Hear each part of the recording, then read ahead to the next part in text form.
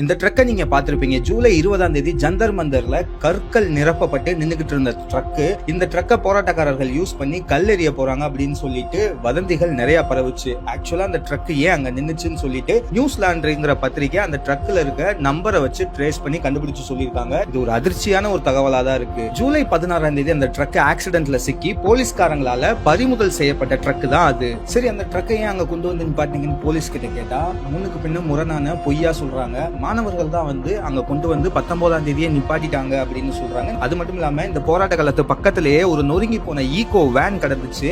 அதை நொறுக்குனதும் மாணவர்கள் தான் போலீஸ் தரப்புல இருந்து சொல்லப்பட்டிருக்கு. அது என்னன்னு செக் பண்ணி பார்த்தா போலீஸ் போட்டிருந்த எஃப்ஐஆர்லயே இந்த வேன் ஆல்ரெடி ஆக்சிடென்ட் ஆன வேன், அதை கொண்டு வந்து போராட்ட காலத்து பக்கத்துல போலீஸே போட்டிருக்காங்க. அந்த கற்கள் நிரப்பப்பட்ட ட்ரக்கு, இந்த ஈகோ வேன், அமெரிக்காவுடைய CIA தான் இந்த போராட்டத்துக்கு ஃபண்ட் பண்ணாங்கன்னு சொன்னதுல இருந்து பல விதமான பொய்களை நேஷனல் மீடியா மாணவர்களுக்கு எதிராக அள்ளி விட்டுட்டு இருந்தாங்க. முக்கியமா ரிபப்ளிக் டிவியை சேர்ந்த அர்ணப் கோஸ்வாமி நாக்குல நரம்பே இல்லாம பேசிக்கிட்டு இருந்தாருன்னு தான் சொல்லணும். இப்ப வரைக்கும் அதை பேசிக்கிட்டு தான் இருக்காரு. இதெல்லாம் பாக்குறப்ப எனக்கு ஒரு விஷயம் தான் ஓடிச்சு. அப்ப நம்ம நாட்டுல இருக்கிற இன்டெலிஜென்ஸ் என்ன பண்ணிக்கிட்டு இருக்காங்க அப்படின்னு சொல்லிட்டு, நம்ம நாட்டுக்குள்ள நடக்க போற இந்த போராட்டத்தையே அவங்க கணிக்க தவறுனாங்கன்னா அப்போ இங்க இருக்கிற ஒட்டுமொத்த இந்திய மக்களுமே ஆபத்துல தான் இருக்கும்.